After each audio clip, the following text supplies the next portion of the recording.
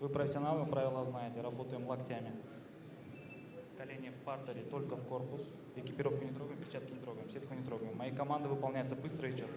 По углам защищайтесь.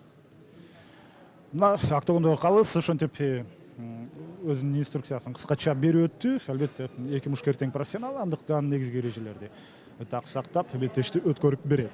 Биз болсо аралаш мушташ өнөрү боюнча, ММА боюнча алгачкы таймашты ошентип баштайбыз.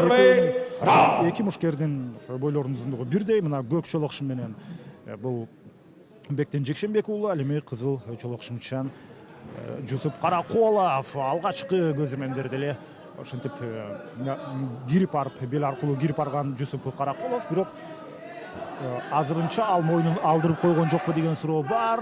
Аягына чейин Бектен Жекшенбек уулу дал ушул муун тыкмасын колдонууга аракет кылууда. Эки бутун дагы өткөрүп алыптыр. Андыктан бул ыкмадан негизинен кутулуп чыкса болот.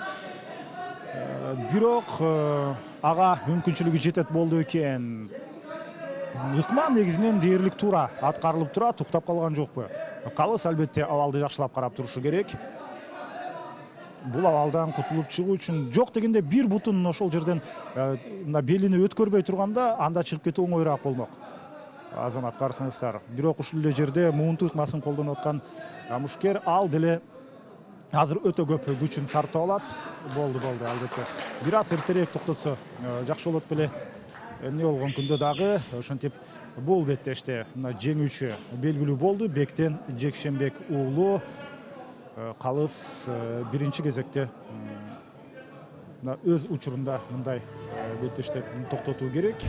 За минуту и 50 секунд победу удушающим приемом одержал боец с красного угла Бектен Жекшенбек уулу.